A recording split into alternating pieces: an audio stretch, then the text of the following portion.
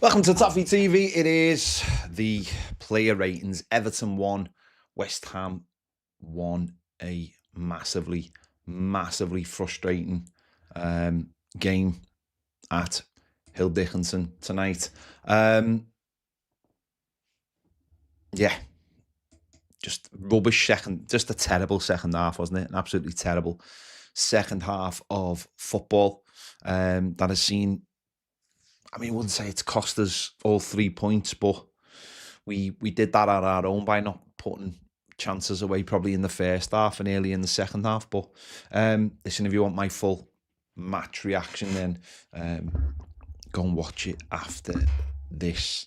Let's get into it. Jordan Pickford in goal. Didn't really have too much to do, and even the goal, I think he would have saved it if it hadn't been for Michael Keane. I'm not blaming Michael Keane, don't get me wrong. There was plenty of people to blame for the goal, but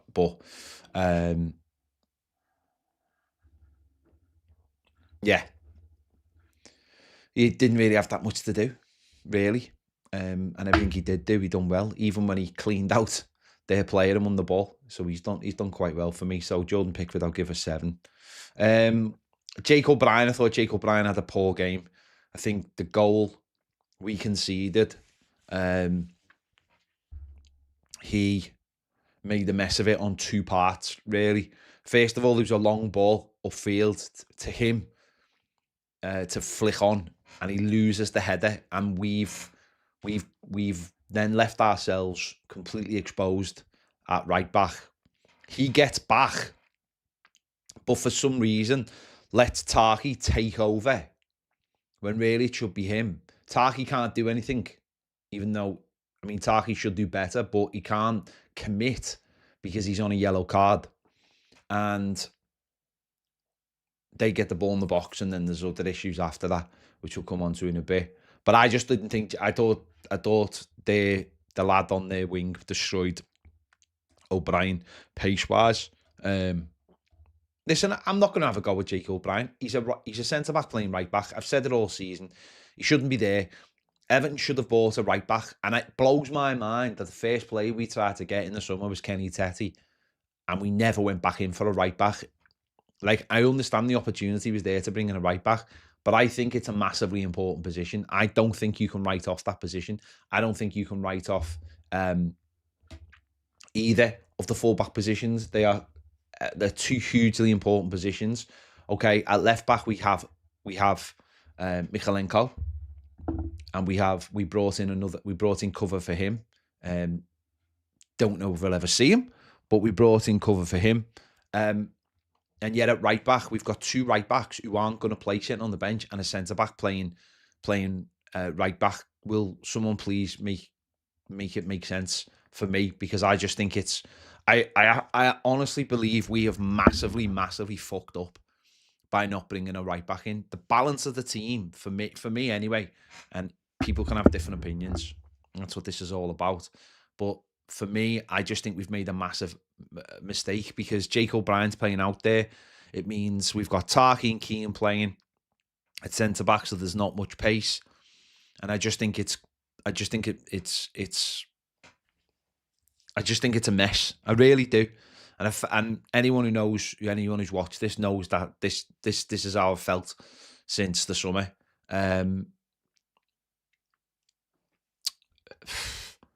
As I said, Jake will get exposed because he's a 6'5" centre-back playing right-back. It doesn't offer anything really going forward. He does do well. He does try and get the ball in the box. But it's the other way I worry about. It's getting caught by pacey wingers. And today, that's happened. And I think it's a massive oversight by David Moyes and the recruitment team not to get us a right-back.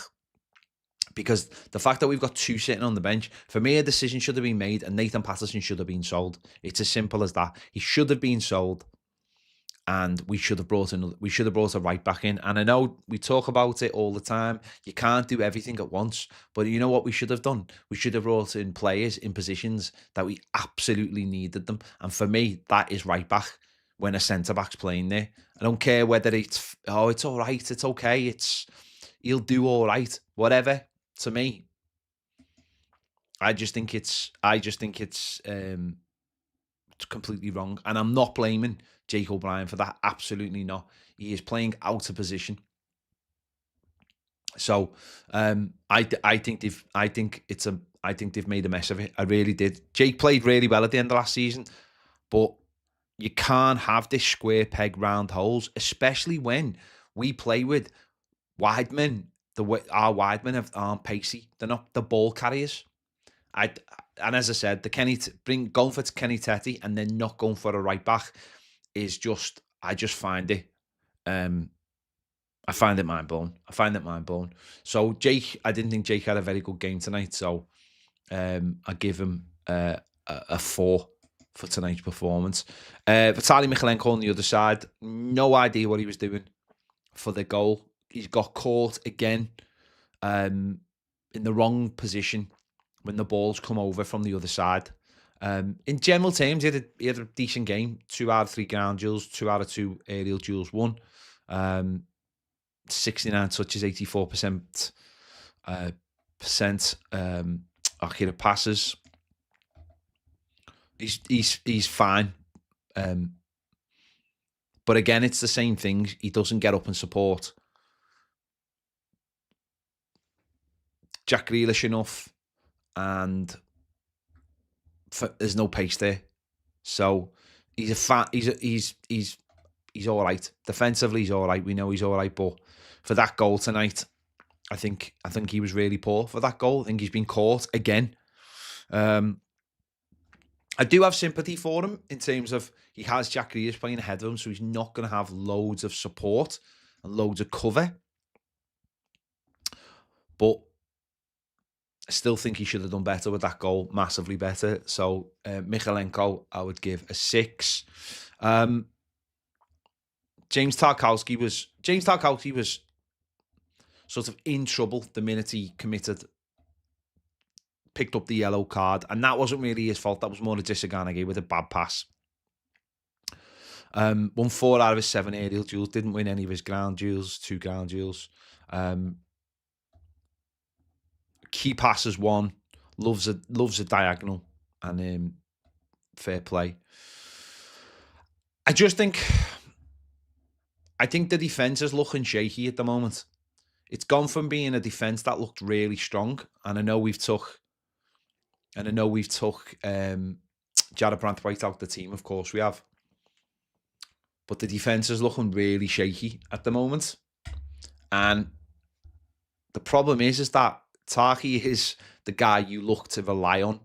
And I think he's just making little silly mistakes. Little silly mistakes are starting to creep into his game. Maybe just that's getting the timing wrong on things. Maybe just not cutting the certain things out.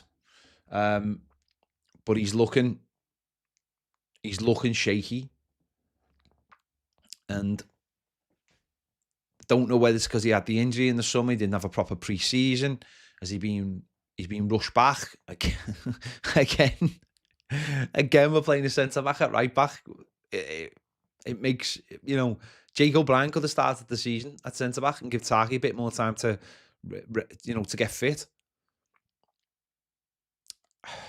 That one decision, I think, is, but Jared Brantwaite is a massive miss, and I think it's starting to become more and more noticeable now. So Taki don't get me wrong, he didn't have a terrible game, but it just feels like he's becoming less and less assured at times. Not the whole game, don't get me wrong, just at times. And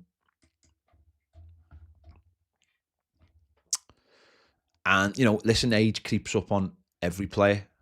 So Taki, I'll give a 6.5 for tonight. Michael Keane got the goal, and what a great header it was too. And I thought he had a decent all-round game. 2 out of 4 ground clearances, won 6 out of 9 ground duels. And I thought, he was really unlucky for their goal, because it comes off his head. He tries to block it, it comes off his head. Jordan Pickford probably would have saved it. It comes off his head. 70 touches, 85% pass accuracy. 1 cross, 3 long balls, 1 accurate. He's had a decent game. Michael Keane. it's slightly worrying when Michael Keane is your best defender. Don't think a lot of people would have said that, but he was, he had a good game tonight. He was, he was up there probably as maybe man of the match, but his goal was fantastic, and he's sort of been due one of them, I think, so far this season. But yeah, he did all right. He did all right, Michael Keane. So I'll give him a 7.5 for tonight. Into midfield, James Garner. Again, I thought James Garner had another really solid game. Really solid game. Although his free kick towards the end wasn't good. Should have been just looking to hit the target. 88% pass accuracy from 82 touches. He was everywhere. He was absolutely everywhere. 4 out of 6 long balls. 3 shots on target. Really unlucky not to get the second goal late on. Which he's becoming a lot better at getting around the box. Jack Grealish is really providing him with a lot of these little short passes to get the shots off. Won 3 out of his 4 ground duels. He's becoming a lot more effective and a lot more consistent. And I think it's really important that he is, because we really are needing him. That consistency in midfield. So, don't get me wrong, it wasn't a perfect game, but that consistency, he's getting he's like a steady 7 every week, and that's so important. Whereas he was always a little bit up and down before. He's found a real rhythm this season, a real rhythm. So James Garner, I would give a 7.2 for tonight. His night's performance. I just kind of gay. Some little loose passes in there. Only won 1 of his 5 ground duels, which is very unusual for him. Still had 95% pass accuracy.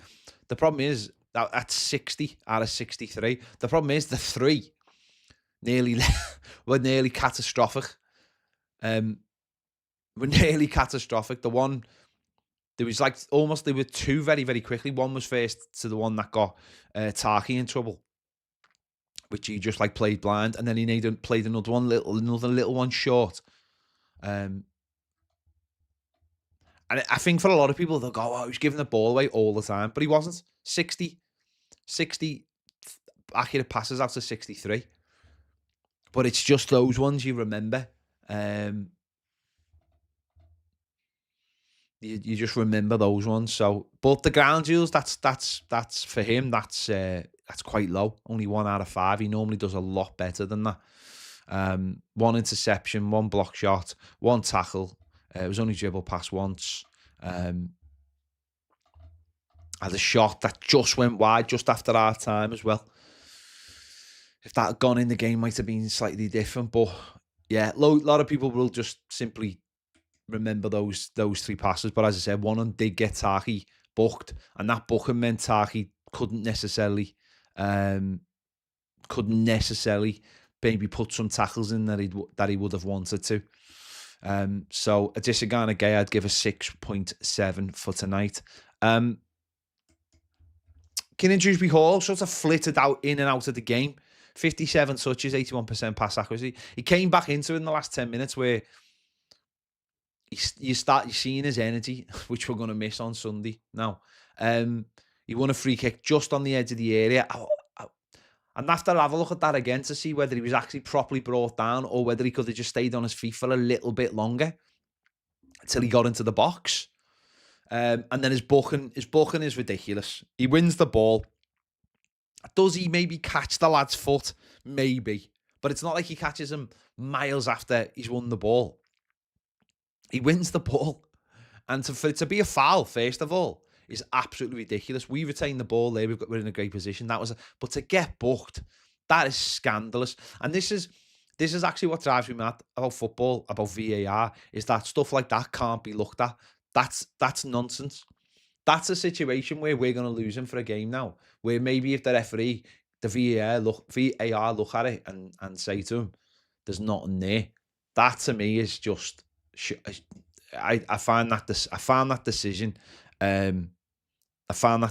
crazy, absolutely crazy. But he did flit in. You know, I can't sit here going he had a great game because he didn't. He flitted in and out of the game. And I don't think he got in enough decent areas for me. One key pass, 7 crosses, none of them accurate.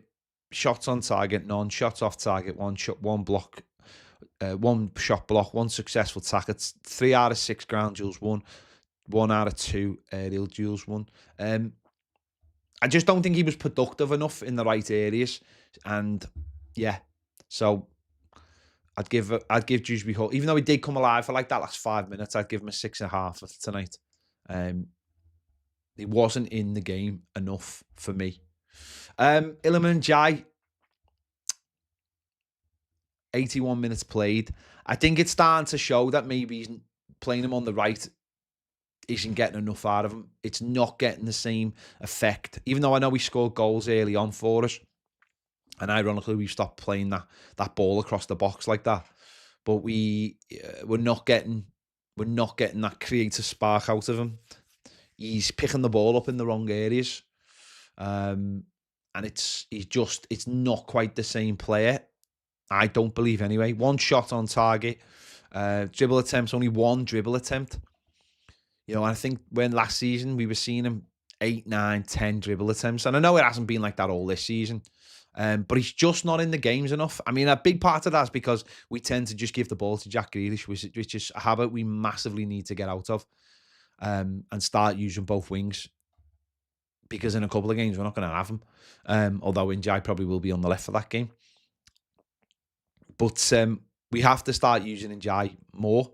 But he has to almost demand the ball more as well. So again, he wasn't in it enough. He never affected enough. He never got high enough in the pitch. He's just not in the box enough. You know, this is a player who last season didn't really create anything. He just scored goals. And this season, even though he's got a couple of goals, he doesn't look like he's going to get on the end of things. And I do think there is a massive question to be asked over the balance of this team. Whether who knows, whether Jack Grealish maybe can play centrally on Sunday and Njai play on the left and Dibblin play on the right. Is that too offensive? Is there enough? Will Grealish do enough in midfield? I don't know, but at the moment, it's just the balance isn't right. We'll come on to a major issue of that in a moment. But Iliman Jai, I'd give a 5.9 for tonight's performance. Jack Grealish, listen, you know exactly what you're going to get out of Jack. 62 touches, 87% pass accuracy, 4 key passes. Won 6 out of 11 ground duels. Dribble attempts 5, but only 1 of them was successful. And I think I'm going to say exactly what I've said for the last couple of games, or the last 2 or 3 games, is Jack Grealish gets in some absolutely fantastic positions. And then we don't support him very often.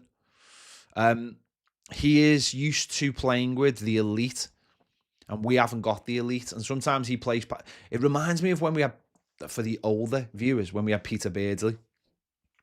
He plays the ball into so many really good positions, and our players are just not on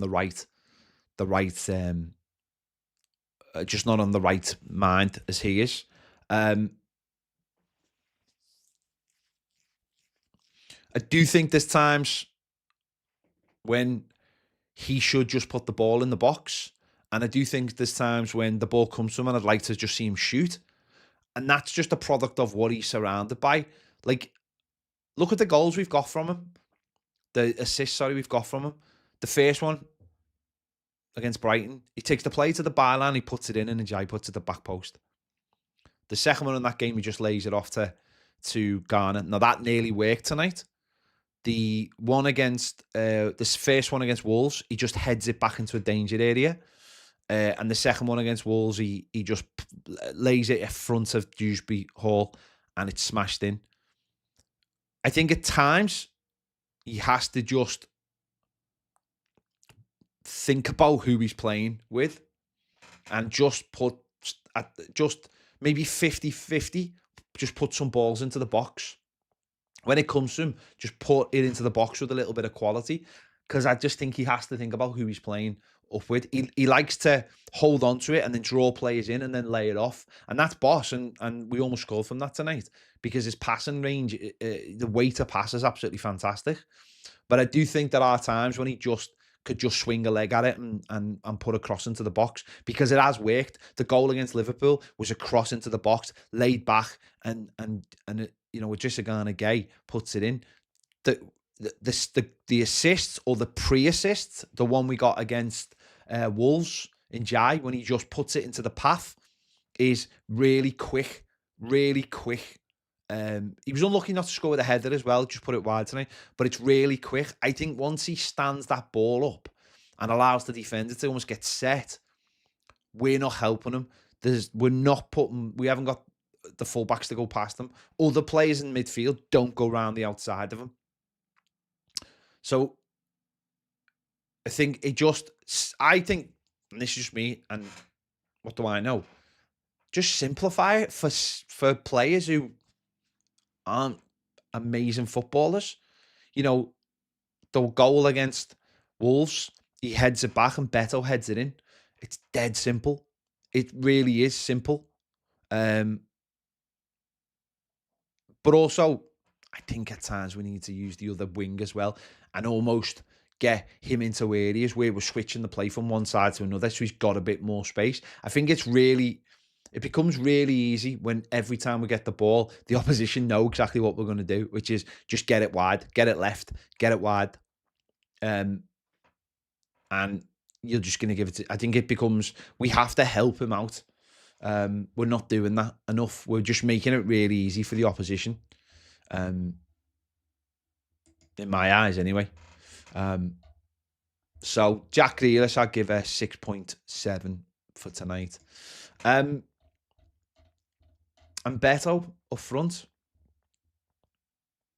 played 69 minutes, 17 touches, and I'll be honest, he was dreadful. He was absolutely dreadful, and I don't want to say that, but he was. Everyone's got eyes, and everybody knows that he was dreadful.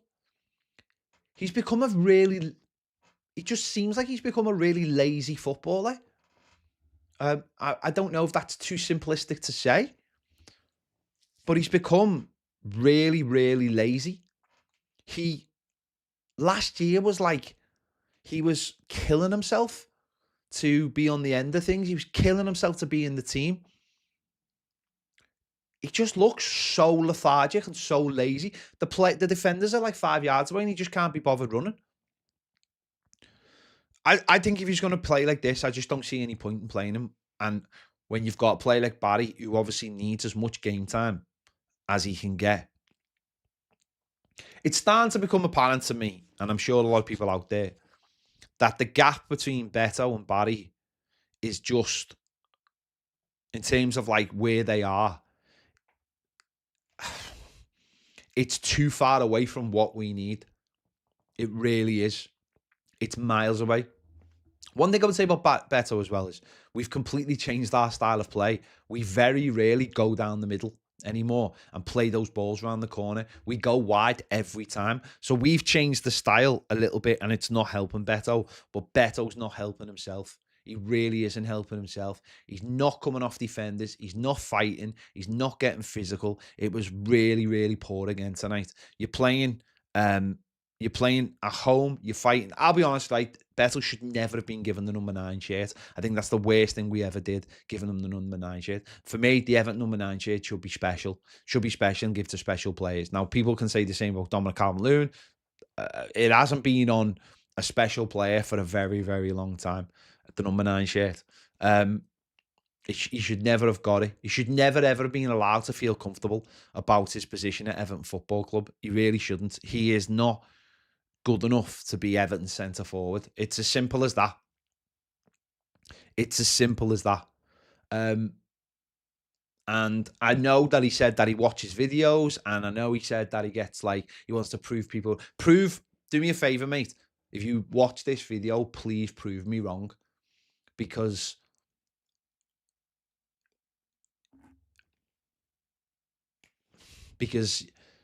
you've been dreadful all season, like dreadful.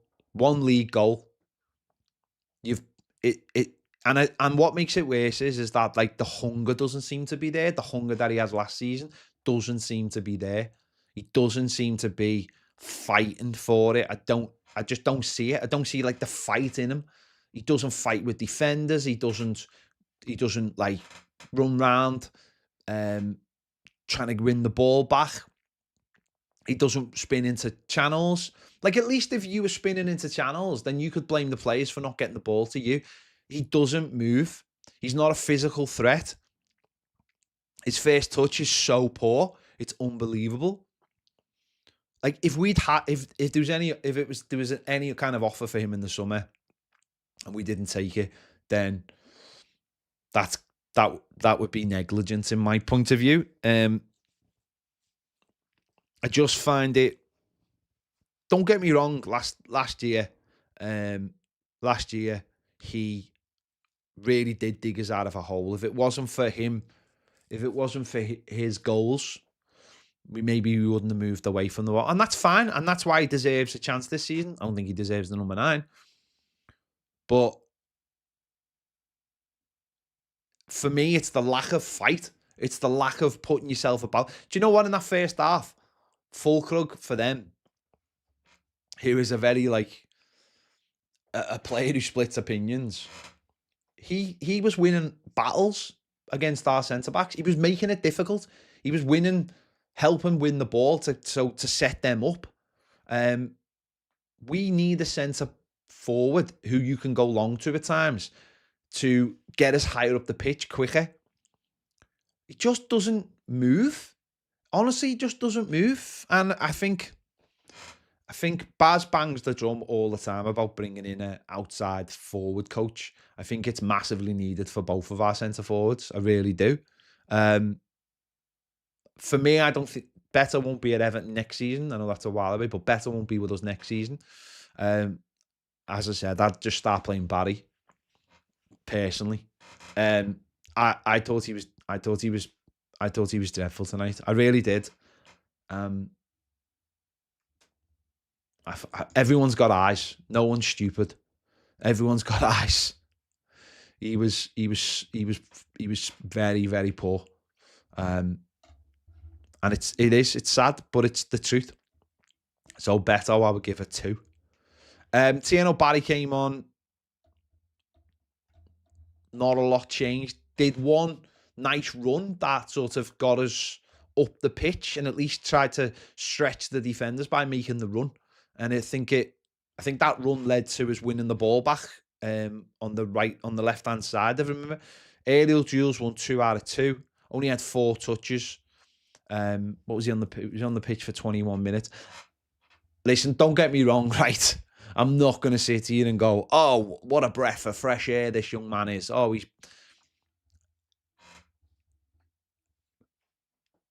Barry's going to need a lot of football. We paid a hell of a lot of money for him. And I think it just shows you where the market is right now. That we paid that much money for a player that I think I've only seen him have 1 shot on target while he's been on Everton. But what I would say is that he needs to play. He needs to play. Otherwise, he's never going to get better. And out of the 2 players, I'd rather Beto was coming on late and was angry and wanted to prove himself like he did when he was under Sean Dyche, than Barry. I think Barry needs to start games if he's going to develop. If he is this talent that they've seen, and obviously he scored goals in Spain. It's not like he hasn't scored goals, but he's going to have to develop, and the only way he's going to develop is by playing games of football. And I've seen enough of Beto to know that it's going to be very, very hit and miss with him. So Barry, I'd give a 6. Tyler Dibblin, come on. Again, I've only 8 touches, 100% pass accuracy. A player who doesn't waste the ball too much. 1 dribble, 1 successful dribble, 5 ground duels, 4 of them he won. One is a free kick on the area. I thought tonight he showed a lot more than he did against Wolves. He showed more in the 10 minutes he was on than he did against Wolves. So promising, a lot more promising from him. Young player, needs to settle down, needs to settle in. But there was a lot more promise tonight. And that leaves me optimistic that we can play him. We can get him on the pitch. Well, let's put it right. In a couple of weeks, he's going to be starting. Like you'd imagine when we play Man City, unless we go like 5 in midfield sort of thing. And it's like, you know, another midfielder out there rather than a winger. Yeah, he did all right. He did okay when he came on. So a lot more promising signs. So hopefully that continues. Again, not going to go overboard about it, but a lot more promising. And hopefully gets more the next game. You know, who knows? As I said before, Grealish could replace Dewsbury Hall. And he could play him on the right and he could play Njai on the left. I mean, it does leave our midfield slightly wide open with how dodgy our defence looks at the moment. So I can't imagine he will do that. Probably be Carlos Alcaraz.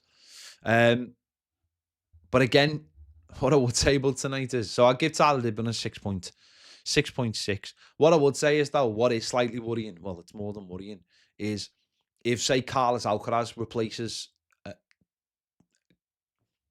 Dewsbury Hall on Sunday, that he never even got on the pitch tonight. Like, you don't trust him to put him on the pitch, but he's going to have to start on Sunday. So that is, unless it's Roll, of course, I imagine it might be Mail and Roll if he's available.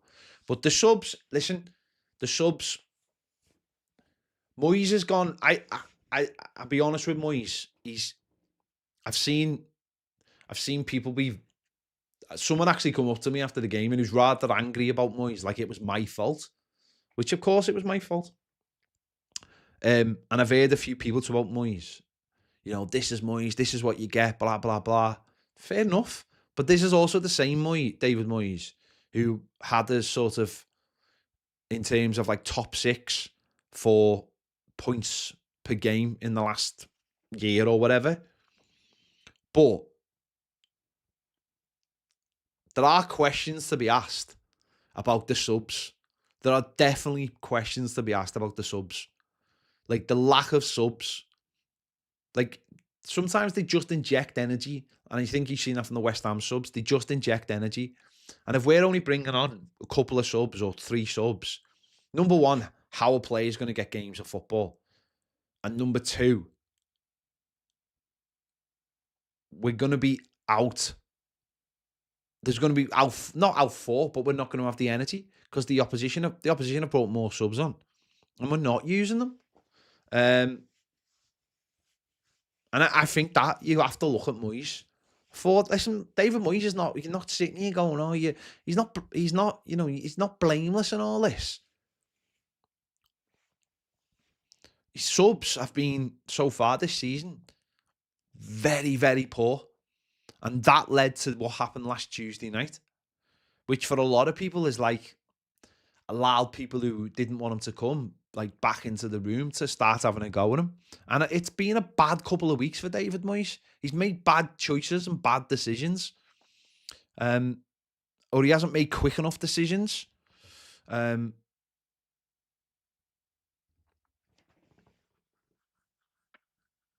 he has to improve on that. Because we're it's not really good enough. It's not really good enough. Players aren't getting opportunities because he's not giving them opportunities. And in the next couple of weeks, we're going to have to make changes. No Dewsbury Hall against Palace and no Jack Grealish against Manchester City. So we're going to have to make changes. And this is what happens. This is what happens. Now, the manager can say, well, I've been bedding them in. So that by the time we get to these games, those players are ready. But, I mean, Carlos Alcaraz, you know, Charlie Alcaraz last season was coming on the pitch for us and making a massive change to the way we play. He was adding energy. He was adding goals. And now we're not getting to see, we signed the lad and we're not even giving him opportunities. I find that very, very strange. Very, very strange. He's not a terrible player. He's a good player. So why isn't Why isn't he getting opportunities? He's not someone we signed in the summer and it was like, oh, you've got to prove yourself. He proved himself last year and he's not getting opportunities to come on the pitch. I'm not being funny. It's not like our players have been brilliant in the last few games. Some of them been shite.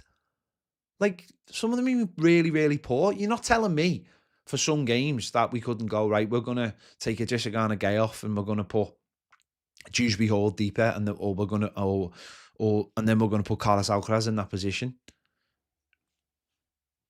I know that's why he wanted Mail and Roll by the looks of it.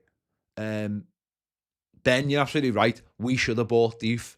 That's one we should have signed. Massively should have signed. But you know, Moyes definitely isn't faultless in this. He's got to be proactive, and he's got to start. You know, he's got to start. If you let people, if you let it get away from you, people will just start.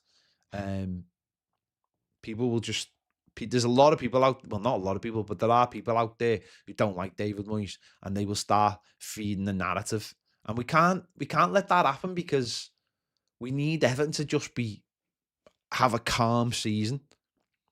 We need us to have a calm season. And don't get me wrong. It's not like we're just, you know, we've got 8 points. We haven't been amazing. We have a couple of times looked terrible. We've got to get that balance. But the manager's got to start doing his part in it as well. And the subs that is down to him. That is down to him. I mean, Bettel shouldn't have lasted. Bettel shouldn't have lasted as long as he did tonight. So why, you know, but the manager's made a rod for his own back by taking him off at half time in a game and then taking Barry off. So it's almost like the manager is gas pipe. Everyone wants to win something, mate, but we're not good enough. Don't kid yourself. We're not good enough to, you know, we're out one cup and we ain't starting the next one till January. So this is the other side of it. Like, it's not like we're this amazing team, are they? That we're doing poorly. We're a bang average football team, and we do need a calm season. But what we need first of all is balance. We need balance in our team, and that comes from having players playing in the right positions.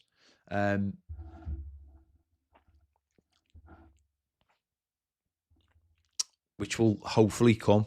We'll see. Anyway.